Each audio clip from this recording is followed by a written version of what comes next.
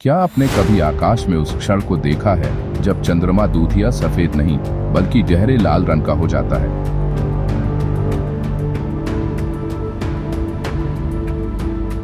रात का गहरा अंधकार, आकाश में फैले बादल धीरे धीरे हट रहे हैं और अचानक सामने प्रकट होता है चांद। लेकिन ये वही चमकता हुआ सफेद चांद नहीं, ये तो पूरा लाल है, मानो आकाश खुद रक्त से भर गया हो। दोस्तों, इसे ही कहते हैं रक्त चंद्र या ब्लड मून। आज हम जानेंगे इसका रहस्य, विज्ञान की नजर से भी और हमारे शास्त्रों की वाणी से भी। खगोल शास्त्र कहता है, जब पूर्णिमा की रात चंद्र ग्रहण लगता है तब पृथ्वी सूर्य और चंद्रमा के बीच आ जाती है। सूर्य की किरणें सीधे चांद तक नहीं पहुंच पाती। पृथ्वी का वातावरण उन किरणों को मोड़ देता है, नीली रोशनी बिखर जाती है और चांद तक पहुंचती है सिर्फ लाल आभा। यही कारण है कि वह हमें लाल दिखाई देता है, यानी ब्लड मून एक अद्भुत खगोलीय घटना। लेकिन क्या यह केवल विज्ञान है? शास्त्र कहते हैं नहीं।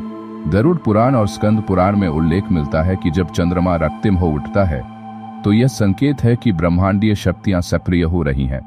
कभी यह परिवर्तन शुभ भी होता है और कभी अशुभ भी।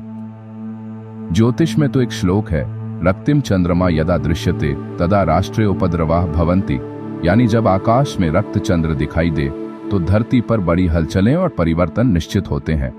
कभी यह आपदाओं का संकेत देता है तो कभी नए युग की शुरुआत का। हिंदू मान्यता के अनुसार चंद्रमा हमारे मन का प्रतीक है और जब वही रक्तिम हो जाए तो यह हमारे भीतर के भय, क्रोध और अशांति का भी संकेत है।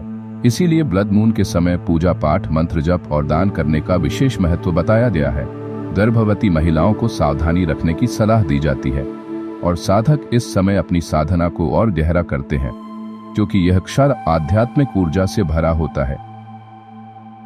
सोचिए, एक और विज्ञान इसे प्रकाश का खेल बताता है, लेकिन हमारे ऋषि मुनि हजारों साल पहले कह गए कि जब चंद्र लाल हो तो धरती पर परिवर्तन निश्चित है।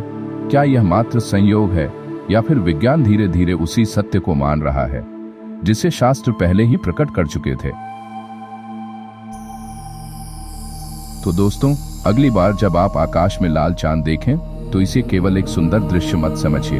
यह ब्रह्मांड का संदेश है, एक चेतावनी भी और एक नई ऊर्जा का संकेत भी।